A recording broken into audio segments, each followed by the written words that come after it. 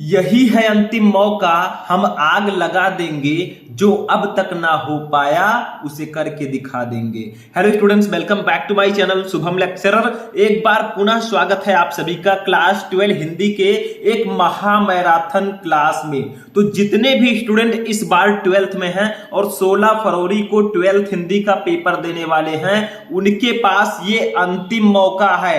अब हमें आग लगा देना है, यानी कि ऐसी तैयारी हमें कर लेना है कि हिंदी में अब की बार 100 में 95 प्लस पार। ठीक है, तो आज का ये वीडियो क्लास 12 हिंदी का एक महा मैराथन क्लास है। तो जितने भी स्टूडेंट 2023 बोर्ड एग्जाम देने वाले हैं वो इस वीडियो को शुरू से लेकर लास्ट तक देखेंगे, क्योंकि सिर्फ एक वीडियो में आपका 50 नंबर इस वीडियो में मैं क्लियर कराने वाला हूं। देखिए स्टूडेंट, आप छोटे छोटे वीडियोज और एक एक टॉपिक देखने से काम नहीं चलेगा। अब आपको जरूरत है 1 से 1.5 घंटे की क्लास की। तो आज का ये वीडियो आधे घंटे की क्लास होगी, लगभग 30 से 40 मिनट की ये क्लास है। अगर आप इस वीडियो को शुरू से लेकर लास्ट तक देखेंगे तो अब की बार हिंदी में 95 प्लस पार। क्योंकि अगर आप अब मैराथन क्लासेस नहीं देखेंगे, आप 2-2, 10-10, 5-5 मिनट के वीडियो देखेंगे तो बेकार है। आपको पूरा टॉपिक एक ही वीडियो में मैं क्लियर कराने वाला हूं। तो सबसे पहले इस वीडियो को आपको लाइक कर देना है। जितना ज्यादा लाइक आएगा उतनी अच्छी अच्छी वीडियोज मैं आपके लिए लाऊंगा। ठीक है, और चैनल पर नए, चैनल को भी सब्सक्राइब कर लीजिएगा ताकि सभी वीडियो आपको टाइम से मिलते रहे। देखिए आज के इस वीडियो में जो आपका खंड का है, हिंदी का जो खंड का है, उस पूरे खंड का को मैं एक ही वीडियो में लेकर आया हूं। क्या क्या पढ़ेंगे देखिए, 7 टॉपिक टोटल आपके हैं खंड का में। सबसे पहला टॉपिक है हिंदी के बहुविकल्पीय प्रश्न। देखिए एक एक टॉपिक को हम स्टेप बाय स्टेप पढ़ेंगे। पहले हम पढ़ेंगे हिंदी के बहुविकल्पीय प्रश्न जो 10 नंबर के आते हैं, क्लियर। दूसरा हम पढ़ेंगे महत्वपूर्ण गद्यांश, 10 नंबर का आता है, ये भी हम पढ़ेंगे। तीसरा है महत्वपूर्ण पद्यांश, ये भी 10 नंबर का आता है, इसको भी पढ़ेंगे। देखिए सबको हम आंसर के साथ पढ़ेंगे। जो भी गद्यांश और पद्यांश मैं इस वीडियो में पढ़ाऊंगा वो सब बहुत इंपॉर्टेंट है। 2-2, 3-3 बार आपके बोर्ड एग्जाम में आए हैं तो अब की बार भी आएंगे। और कॉपी कैसे लिखते हैं, सेम इसी तरह आपको लिखना है। ठीक है, तीसरा चौथा देखिए, लेखक का जीवन परिचय पढ़ेंगे, 5 नंबर का आता है। उसके बाद कवि का जीवन परिचय पढ़ेंगे, 5 नंबर का। उसके बाद में कहानी पढ़ेंगे, 5 नंबर का। उसके बाद में खंड काव्य पढ़ेंगे, 5 नंबर का। टोटल नंबर जोड़िए कितना हुआ, देखिए 10, 10, 20, 10, 30, 35, 40, 45 एंड 50। टोटल 50 मार्क्स के पेपर को हम इसी एक वीडियो में सॉल्व करेंगे। ठीक है, तो अब है हमें करना मेहनत, क्योंकि हमें लगानी है आग। आग नहीं लगानी, मतलब हमें हिंदी में 90% प्लस लेकर आना है। नहीं तो आप लोग माचिस वाचिस लेकर जाएं, कहीं लगा दें आग, ऐसा नहीं करना है। ठीक है, तो सबसे पहले आप लोग इस वीडियो को लाइक कर दीजिएगा, वीडियो को लास्ट तक देखिएगा। तो चलिए स्टार्ट करते हैं सबसे पहला टॉपिक जो कि है हिंदी के बहुविकल्पीय प्रश्न। ठीक है, चलिए स्टार्ट करते हैं। अब देखिए सबसे पहला टॉपिक है बहुविकल्पीय प्रश्न। देखिए हिंदी के जो बहुविकल्पीय प्रश्न है वो 10 नंबर के आपके आते हैं, और हिंदी के पेपर में सबसे पहला टॉपिक बहुविकल्पीय प्रश्न ही होता है। ठीक है, तो कुछ बहुविकल्पीय प्रश्नों को हम इसमें पढ़ेंगे। देखिए हरिवंश पुराण के रचनाकार कौन है? जो हरिवंश पुराण रचना है इसको किसने लिखा है? आपके पास 4 ऑप्शन होंगे, का है देवसेन, खा है विमल देव, गा है पुष्पदंत, घा है स्वयंभू। तो इसका राइट आंसर होगा ऑप्शन नंबर घा, स्वयंभू। ठीक है, दूसरा देखिए रीतिकाल का दूसरा नाम क्या है? तो रीतिकाल को हम श्रृंगार काल के नाम से भी जानते हैं, तो खा वाला ऑप्शन सही होगा। ठीक है, देखिए मैं क्वेश्चन बताते जा रहा हूं, आप लोगों को क्या करना है, कॉपी और पेन ले लेना है और हमारे साथ बैठ जाना है। अगर नींद आ रही है, नींद को भगा दो, क्योंकि यही नींद और आलस्य आपको बर्बाद करती है। ठीक है, वीडियो को ध्यान से देखिएगा, क्योंकि नींद अब आपको नहीं आनी चाहिए। सो रहे हो तो जाग जाओ, क्योंकि अब समय नहीं है, बाद में पछताए से कुछ नहीं होगा। तीसरा देखिए, निम्नलिखित कवियों में से छायावादी कवि हैं, इनमें से कौन से कवि हैं जो छायावादी युग के हैं? कहा है जयशंकर प्रसाद। देखिए जयशंकर प्रसाद जी छायावादी युग के कवि हैं, सिंपल सा है, मैंने बताया था जयशंकर प्रसाद जी छायावादी युग के कवि हैं। चौथा देखिए, बिहारी सतसई की भाषा है। देखिए जो बिहारी सतसई रचना है ये किस भाषा में लिखी गई है? ये है ब्रज भाषा में। ठीक है, तो गा वाला ऑप्शन राइट होगा। देखिए हम टाइम वेस्ट नहीं करेंगे, अभी हमें बहुत सारे टॉपिक पढ़ना है और इस वीडियो को बहुत ध्यान से आपको देखना है, इसलिए मैं ऑप्शन ज्यादा पढ़ नहीं रहा हूं, जल्दी जल्दी आपको बता रहा हूं। पांचवा देखिए, चंद्र बरदाई की रचना है, इनमें से कौन सी रचना चंद्र बरदाई जी की है? तो वो है पृथ्वीराज रासो, ये चंद्र बरदाई जी की रचना है। इसके बाद में 6 नंबर देखिए, अयोध्या सिंह उपाध्याय हरिओद की रचना कौन सी है इन चारों में से? का है साकेत, खा है पल्लव, गा है प्रिय प्रवास, घा है गीत। तो देखिए इसमें से जो गीत है, सॉरी प्रिय प्रवास है, ये अयोध्या सिंह उपाध्याय जी की रचना है। ठीक है, समझ में आया? साकेत मैथिली शरण गुप्त जी की है, पल्लव जो है सुमित्रानंदन पंत जी के, गीत महादेवी वर्मा जी का है। ठीक है, जयशंकर प्रसाद जी ने भी लिखा है। देखिए 7वां देखिए छायावाद के प्रवर्तक माने जाते हैं, ये तो सबको पता है जयशंकर प्रसाद जी ये छायावाद के प्रवर्तक माने जाते हैं। तो अगर छायावाद युग का नाम लिया जाए और जयशंकर प्रसाद जी का ना लिया जाए तो समझ लीजिए बेकार है, क्योंकि जयशंकर प्रसाद जी छायावादी युग के महान कवियों में से एक है। 8वां देखिए हिंदी साहित्य के किस काल को स्वर्ण युग कहा जाता है? सिंपल सा भक्ति काल को हम स्वर्ण युग के नाम से भी जानते हैं। ठीक है, ध्यान से देखते चलिएगा। 9 नंबर देखिए खालिक बरी के रचयिता कौन है? खालिक बरी इसके रचयिता कौन है? तो इसके रचयिता है हमारे अमीर खुसरो जी। तो घ वाला ऑप्शन राइट होगा। लास्ट क्वेश्चन 10 नंबर, टोटल में 10 ही क्वेश्चन बताऊंगा क्योंकि अभी हमें बहुत सारे टॉपिक पढ़ने, गद्यांश पद्यांश जीवन परिचय कहानी सब कुछ खत्म कर देना है, पूरी कहानी ही खत्म कर देनी है। ठीक है, 10वां देखिए लहर के रचनाकार कौन है? सभी को पता है, आंसू लहर झरना आ जाए तो जयशंकर प्रसाद जी का नाम ले लेना। ठीक है, ये आपके लहर के रचनाकार है। 10 क्वेश्चन हमने क्लियर कर लिए। अब हम देखेंगे हिंदी का जो गद्यांश आता है 10 नंबर का, उसको पढ़ते हैं। ठीक है, एक एक टॉपिक को हम स्टेप बाय स्टेप पढ़ते चलेंगे। अब देखिए स्टूडेंट हम आते हैं महत्वपूर्ण गद्यांश पर। ठीक है, गद्यांश जो है हमारे बोर्ड एग्जाम में 10 नंबर का आता है, ये हमारा दूसरा टॉपिक है, इसको ध्यान से समझिएगा, प्रॉब्लम ना हो। गद्यांश में होता क्या है, देखिए आपको एक गद्यांश दे दिया जाएगा जैसे यहां पर दिया गया है, मैंने लिख रखा है ऐसे रहेगा। देखिए यहां पर तो मैंने लिखा है, वहां पर कंप्यूटराइड आपको मिलेगा। देखिए रमणीयता और नित्य नूतनता अन्योन्यश्रित है। रमणीयता के अभाव में कोई भी चीज मान्य नहीं होती। नित्य नूतनता किसी भी सर्जक की मौलिक उपलब्धि की प्रामाणिकता सूचित करती है और उसकी अनुपस्थिति में कोई भी चीज वस्तुतः जनता व समाज के द्वारा स्वीकार्य नहीं होती। सड़ी गली मान्यताओं से जकड़ा हुआ समाज जैसे आगे बढ़ नहीं पाता, वैसे ही पुरानी रीतियों और शैलियों की परंपरागत लीक पर चलने वाली भाषा की जन चेतना को गति देने में प्रायः असमर्थ ही रह जाती है। भाषा समूची युग चेतना की अभिव्यक्ति का एक सशक्त माध्यम है और ऐसी सशक्तता तभी वह अर्जित कर सकता है जब वह अपने युगानुकूल सभी मुहावरों को ग्रहण कर सके। भाषा सामाजिक भाव प्रकटीकरण की सुबोधता के लिए उद्दिष्ट है, उसके अतिरिक्त उसकी जरूरत ही सोची नहीं जाती। देखिए अब आपको इस गद्यांश को पढ़ने के बाद ये तो पता चल चुका होगा कि ये किस पाठ से लिया गया है। देखिए भाषा का जिक्र किया है तो भाषा किस पाठ में है? भाषा और आधुनिकता, इसके लेखक है प्रोफेसर जी सुंदर रेड्डी जी। तो भाषा और आधुनिकता चैप्टर से ये लिया गया है। पहले इसको पहचानिए क्योंकि इसके नीचे 5 क्वेश्चन भी रहेंगे जिसका हमें आंसर देना होगा। चलिए क्वेश्चन देखते हैं। अब देखिए स्टूडेंट इस गद्यांश के नीचे कुछ इस प्रकार से 5 क्वेश्चन रहेंगे। सबसे पहला क्वेश्चन है उपयुक्त गद्यांश के पाठ और लेखक का नाम लिखिए। यानी कि आपको बताना है कि जो गद्यांश अभी हमने पढ़ा उसके पाठ का नाम और लेखक का नाम क्या है। दूसरा रेखांकित अंश की व्याख्या कीजिए, यानी कि जितने के नीचे ये रेखाएं हैं इतने का आपको अपनी भाषा में व्याख्या करना है। तीसरा क्या है, सर्जक की मौलिक उपलब्धि का प्रमाण क्या है, इसका आंसर आपको इसी गद्यांश में मिल जाएगा। चौथा है किससे जकड़ा हुआ समाज आगे नहीं बढ़ पाता, तो ये भी आपका उसमें मिल जाएगा। पिछड़ी हुई रूढ़ियों एवं मान्यताओं से ग्रस्त समाज जो होता है वो आगे नहीं बढ़ पाता। पांचवा है रमणीयता और उद्दिष्ट का अर्थ स्पष्ट कीजिए। 5 क्वेश्चन रहेंगे, एक क्वेश्चन के लिए 2 नंबर, टोटल 10 नंबर आपको इसके लिए मिलेगा। हमें करना क्या है, इसको कैसे सॉल्व करेंगे। देखिए आपका जो गद्यांश है सबसे पहला क्वेश्चन इसमें है कि उपयुक्त गद्यांश के पाठ और लेखक का नाम लिखिए। यानी कि जो आपका ये गद्यांश है, ध्यान दीजिए, जो आपका ये गद्यांश है इसके पाठ का नाम और लेखक का नाम लिखना है। तो देखिए सबसे पहले हम यहाँ पर प्रश्नोत्तर संख्या डालेंगे, ठीक है, और पाठ का नाम और लेखक का नाम, यानी कि क्या करना पड़ेगा। सबसे पहले देखिए 2 गद्यांश आपको दिया जाएगा, एक ही करना होगा। तो हमें सबसे पहले रमणीयता लिखकर फिर डॉट डॉट करके इसका जो लास्ट वर्ड है, देखिए सोची नहीं जाती, इसको लिख देना है, ठीक है, ताकि एग्जामिनर को पता चल जाए कि हाँ हमने इसी को किया है। तो यहाँ पर लिख देंगे रमणीयता, प्रश्नोत्तर संख्या आपको वहां पर डालना होगा, ठीक है, रमणीयता, फिर डॉट डॉट कर देंगे, ठीक है,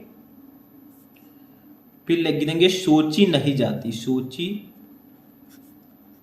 नहीं जाती, ठीक है, ऐसे मैंने लिख दिया। ये मैंने क्यों लिखा, ताकि तो एग्जामिनर को पता चल जाए कि हाँ आपने यही गद्यांश किया है, आपको भी लिखना होगा, ठीक है। अब लिखेंगे संदर्भ, यहां पर हेडिंग डालेंगे संदर्भ, क्योंकि हमें पहले का आंसर लिखना है तो फर्स्ट ऐसे लिख दीजिएगा, ठीक है, और लिख दीजिएगा संदर्भ। देखिए थोड़ा अच्छे से आपको लिखना है बोर्ड में ऐसे, ये लाल और पीला नहीं यूज करना है पेन, सिर्फ और सिर्फ आपको यूज करना है ब्लैक एंड ब्लू पेन। तो सबसे पहला क्वेश्चन था कि उपयुक्त गद्यांश के पाठ और लेखक का नाम लिखिए, तो हम लिख देंगे संदर्भ। आप डायरेक्टली भी लिख सकते हैं पाठ का नाम भाषा और आधुनिकता, लेखक का नाम प्रोफेसर जी सुंदर रेड्डी, लेकिन हम इस प्रकार से लिखेंगे प्यारा सा, प्रस्तुत गद्यांश, प्रस्तुत गद्यांश हमारी पाठ्य पुस्तक, ठीक है, हमारी पाठ्य पुस्तक, पाठ्य पुस्तक के गद्य भाग, देखिए कौन सा भाग है ये, गद्य भाग, तो लिख देंगे ऐसे गद्य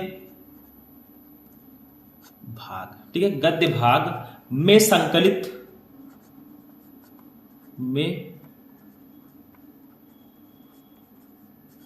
संकलित, ठीक है, तथा श्रेष्ठ विचारक, श्रेष्ठ विचारक, ठीक है, श्रेष्ठ विचारक हमने लिख दिया। वह निबंधकार, वह निबंधकार, ये निबंधकार भी हैं जो हमारे प्रोफेसर जी सुंदर रेड्डी जी हैं, तो निबंधकार, ठीक है। अब हम उनका नाम लिखेंगे ब्लैक से, ठीक है, क्या लिखेंगे, प्रोफेसर, ऐसे लिख देंगे प्रो, ठीक है, जी सुंदर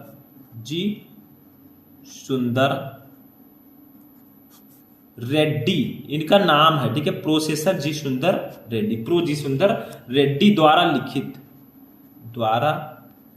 लिखित। अब लिखेंगे पाठ का नाम, देखिए इस प्रकार से लिखेंगे, थोड़ा और चार्मिंग दिखेगा, अच्छा दिखेगा, ठीक है। पाठ का नाम है भाषा और आधुनिकता, भाषा एवं आधुनिकता, भाषा और आधुनिकता, ठीक है, भाषा और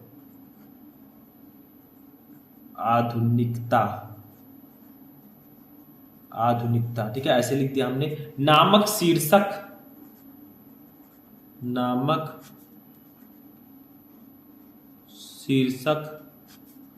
निबंध से अवतरित है,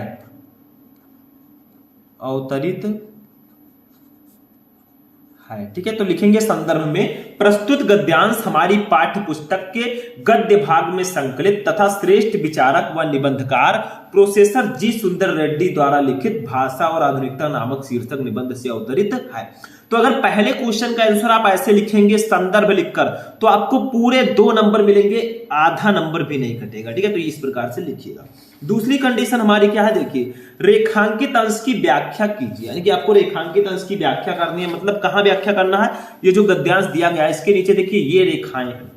भाषा समूची युग चेतना की अभिव्यक्ति का एक सशक्त माध्यम है और ऐसी सशक्तता तभी वह अर्जित कर सकता है जब वह अपने युगानुकूल सभी मुहावरों को ग्रहण कर सके। इतने का अपने शब्दों में व्याख्या लिखना है, तो हम हेडिंग डालेंगे दूसरा क्वेश्चन, तो लिखेंगे आगे रेखांकित अंश की व्याख्या।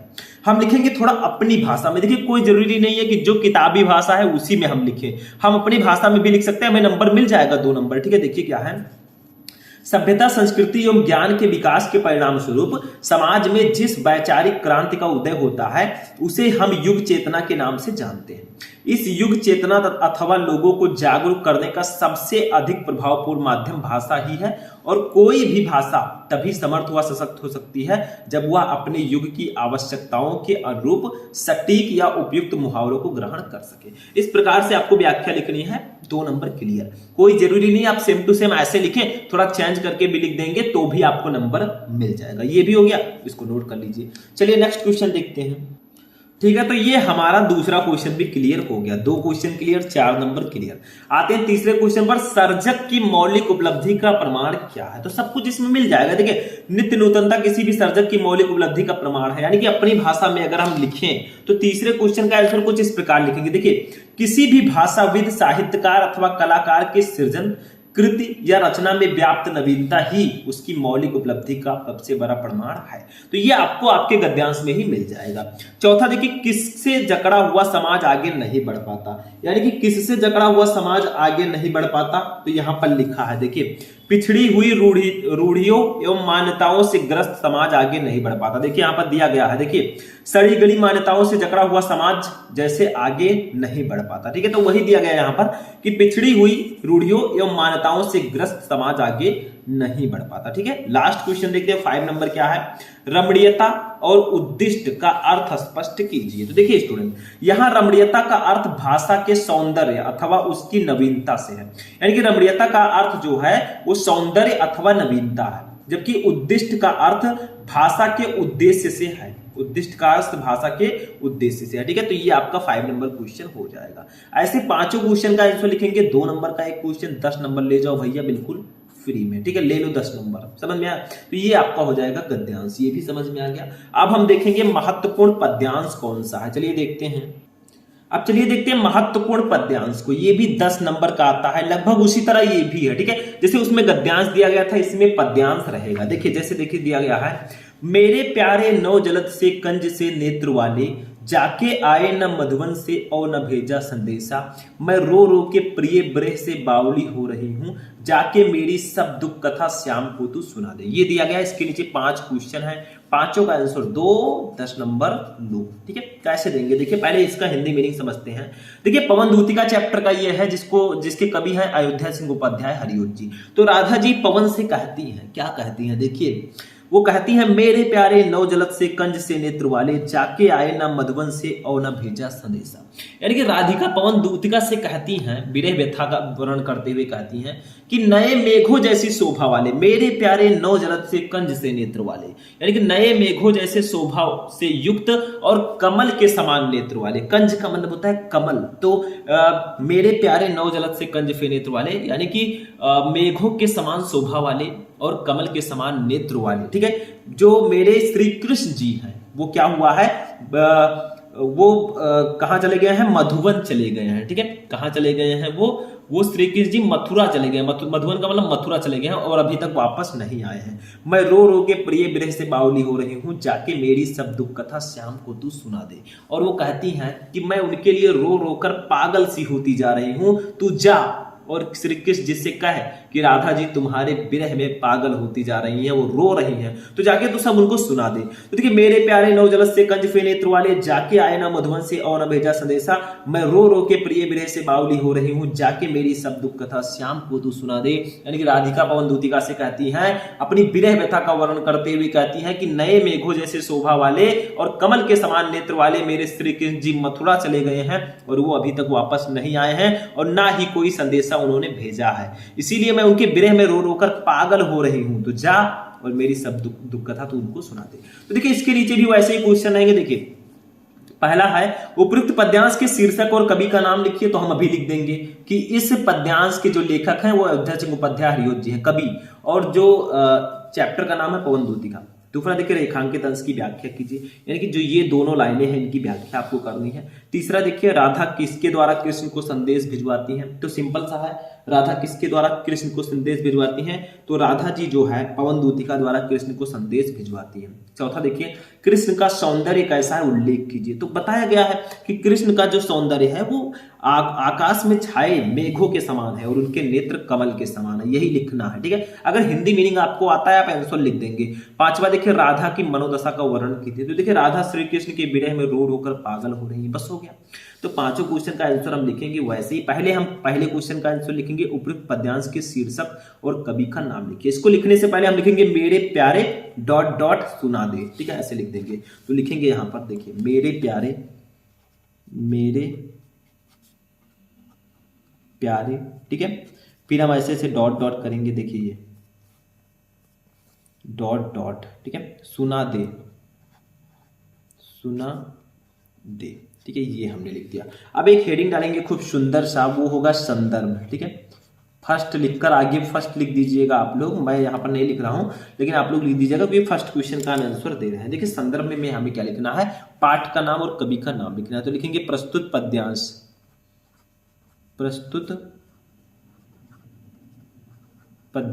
ठीक है, हमारी पाठ प्रस्तुत पद्यांश महाकवि, ठीक है। अब जो इसके कवि हैं उनका नाम लिखना है अयोध्या सिंह,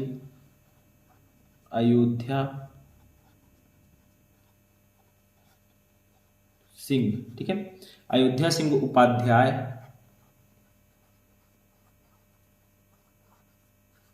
उपाध्याय हरिऔध, ठीक है। तो ये अयोध्या सिंह उपाध्याय हरिऔध जी के द्वारा लिखा गया है, द्वारा रचित।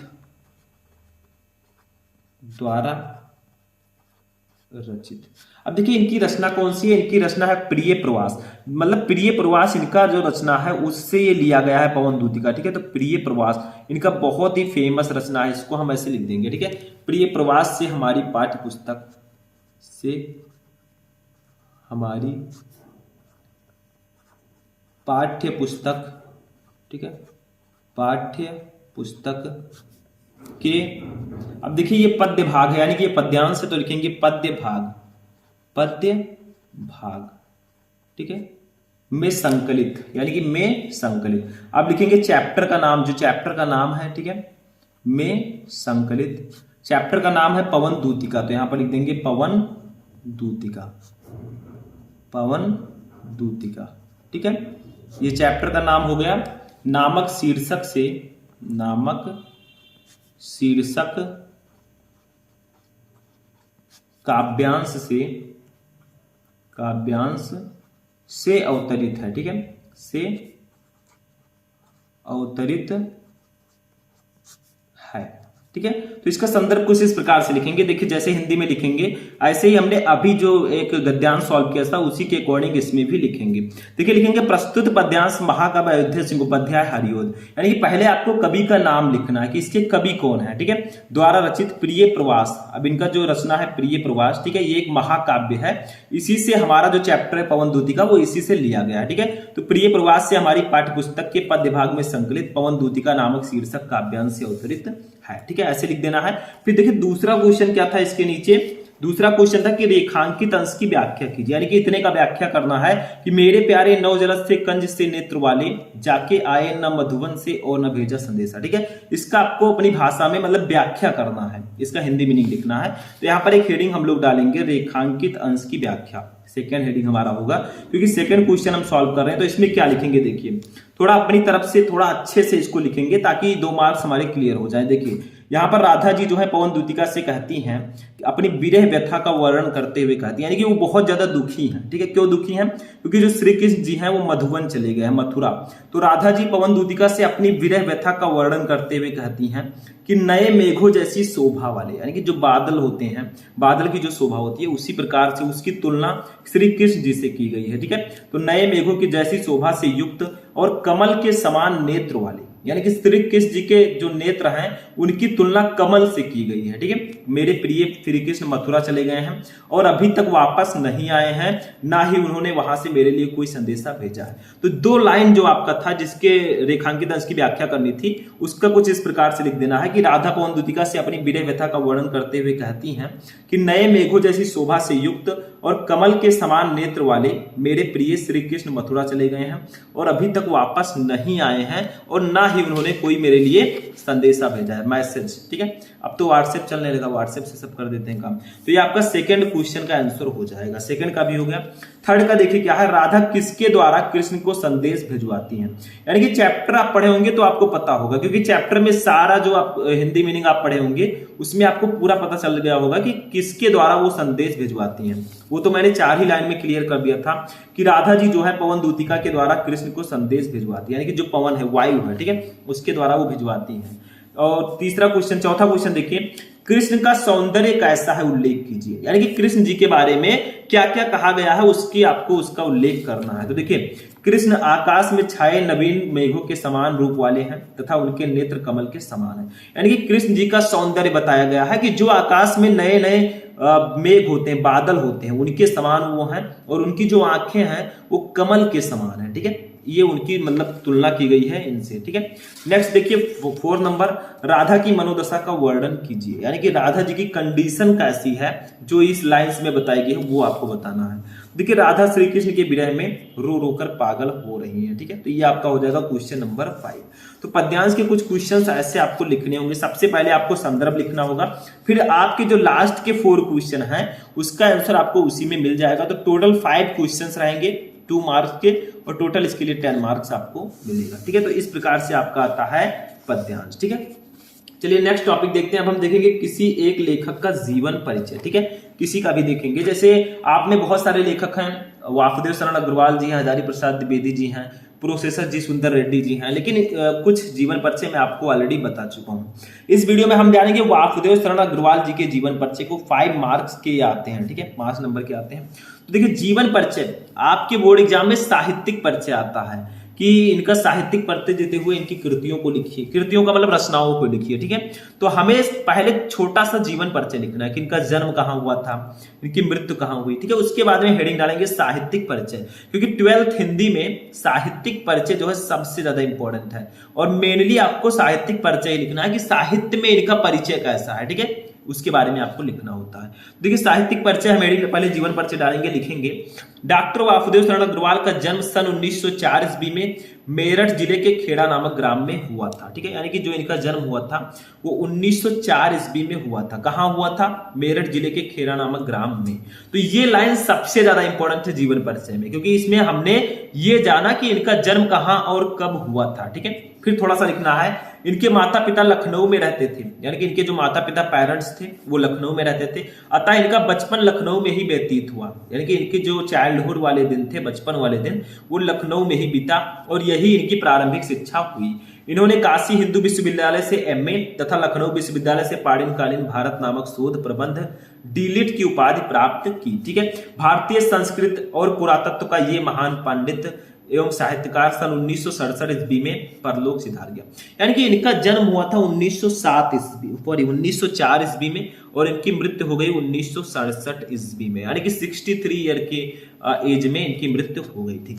तो इतना आपको लिखना होता है जीवन परिचय में, इनका जन्म कहाँ हुआ, कब हुआ, इनके माता पिता क्या करते थे और इनकी मृत्यु कब हुई, ये जीवन परिचय लिखना है। इंटरमीडिएट में जीवन परिचय थोड़ा सा लिखना है, फिर लिखना है मेनली जो हमारा आता है वो साहित्यिक परिचय ही आता है।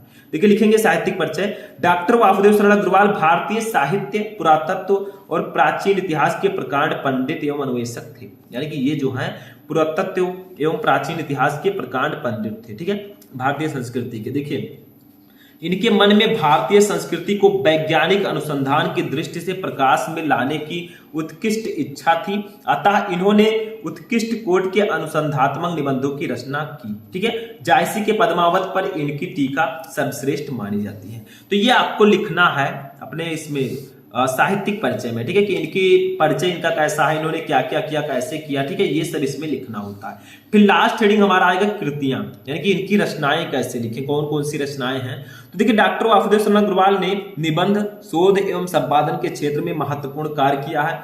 इनकी प्रमुख रचनाओं का विवरण निम्नवत है, यानी कि कुछ रचनाएं इनकी हैं।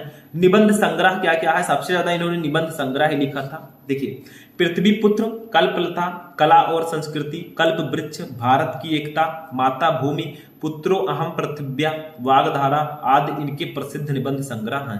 तो इनके जो निबंध संग्रह हैं वो बहुत इंपॉर्टेंट है, ऑब्जेक्टिव क्वेश्चन में भी आते हैं, यानी कि जो हिंदी साहित्य के ऑब्जेक्टिव क्वेश्चन होते हैं स्टार्टिंग में 10 नंबर के, उसमें भी ये आते हैं। कौन कौन से? पृथ्वी पुत्र, कल्पलता, कला और संस्कृत, कल्प वृक्ष, भारत की एकता, माता भूमि, पुत्रो अहम पृथिव्या, वागधारा आदि इनके निबंध है, ठीक है। शोध प्रबंध में देखा जाए तो पाणिनकालीन भारतवर्ष, आलोचना ग्रंथ में इन्होंने कुछ आलोचना निबंध भी लिखे थे, आलोचना ग्रंथ भी लिखी थी, पद्मावत की संजीवनी व्याख्या, हर्षचरित का सांस्कृतिक अध्ययन भी इन्होंने ही किया था। संपादन में इन्होंने पाली, प्राकृत और संस्कृत के एकाधिक ग्रंथों का संपादन भी किया था, ठीक है। तो ये इनका जीवन परिचय होगा, यानी कि सबसे पहले जीवन परिचय हेडिंग डालिएगा, फिर साहित्यिक परिचय हेडिंग डालिएगा और एटलीस्ट आपको हेडिंग डालना है क्या, कृतियां, ठीक है, इनकी रचनाएं कौन कौन सी हैं। तो ये भी हो गया, यानी कि लेखक का जीवन परिचय हमारा हो चुका है। अब हम आते हैं कवियों के जीवन परिचय पर, यानी कि जो हमारे 12th हिंदी में जो इंपॉर्टेंट कवि हैं, ठीक है। तो इसमें मैंने आपको बताया था अयोध्या सिंह उपाध्याय, हरिओं जी, महादेवी वर्मा, जयशंकर प्रसाद, लेकिन एक और महान लेखिका है, एक और महान कवि है, उनका नाम है सुमित्रा नंदन पंत, ठीक है। ये भी बहुत ज्यादा इंपॉर्टेंट है, 5 मार्क्स आपके क्लियर हो जाएंगे। देखिए 3 आपको क्वेश्चन दिए जाएंगे, 3 में से एक ही लेखक का या कवि का आपको जीवन परिचय लिखना होगा।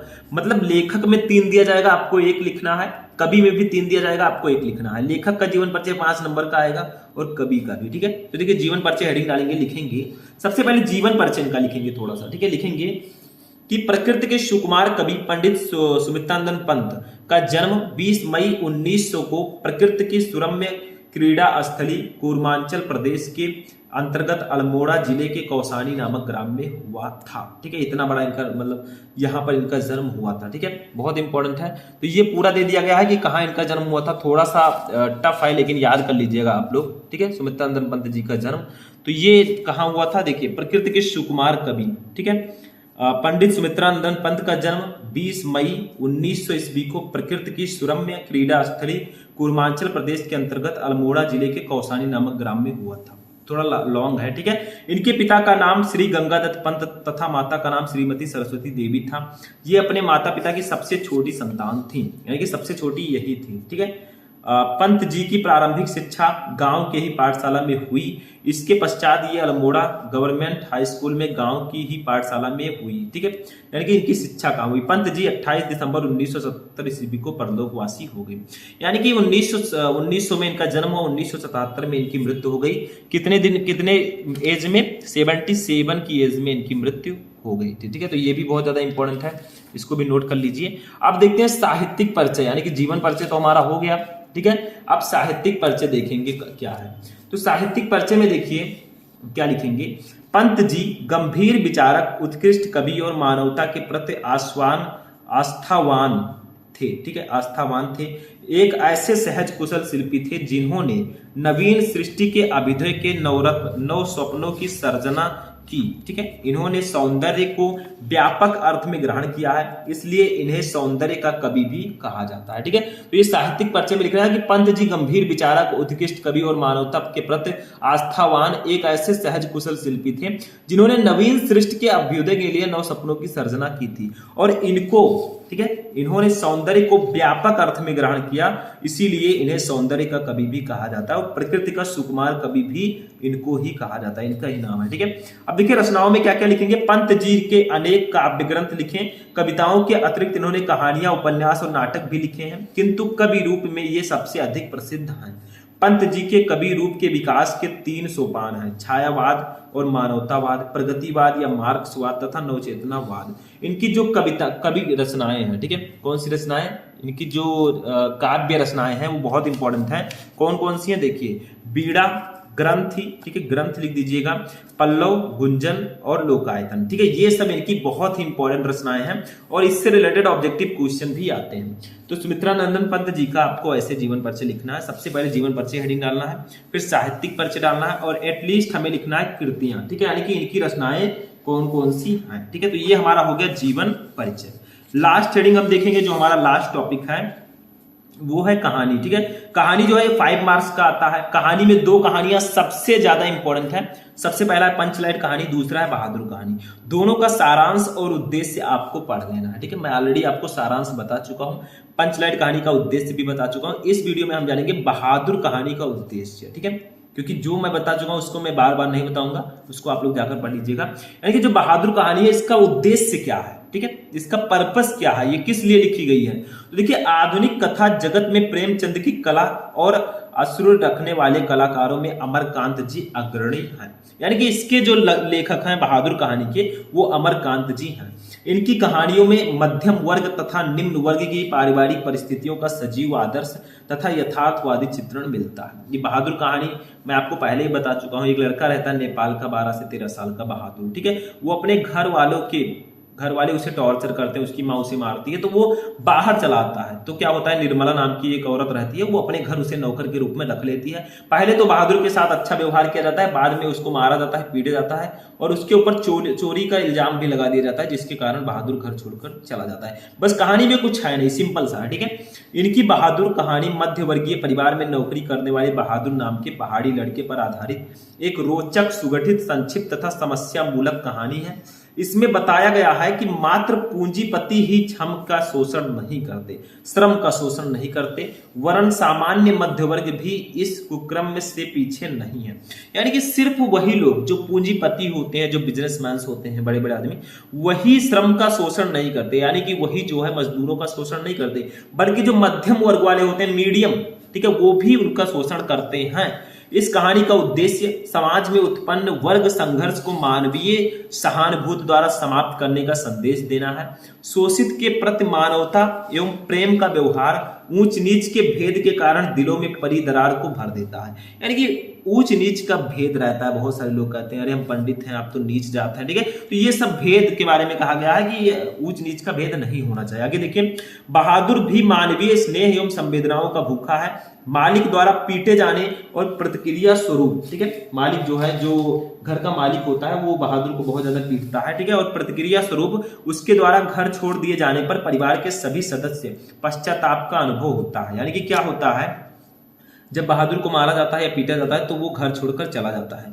पहले उसके ऊपर चोरी का इल्जाम भी लगाया जाता है, मारा जाता है, पीटा जाता है तो उसे टेंशन नहीं होता, लेकिन जब झूठी चोरी का इल्जाम लगाया जाता है तो उसको बहुत गड़बड़ लगता है, ठीक है। उसको हर्ट करता है, जिसके कारण वो घर छोड़कर चला जाता है, ठीक है। लेकिन बाद में क्या होता है, जब घर छोड़कर बहादुर चला जाता है तो लोगों को बहुत ज्यादा पछतावा होता है, क्योंकि वो काम नहीं करना चाहते हैं। काम बहादुर करता था, अब वो आराम के आदी हो चुके हैं, तो बहादुर के चले जाने से उनको बहुत ज्यादा प्रॉब्लम का सामना करना पड़ता है, ठीक है।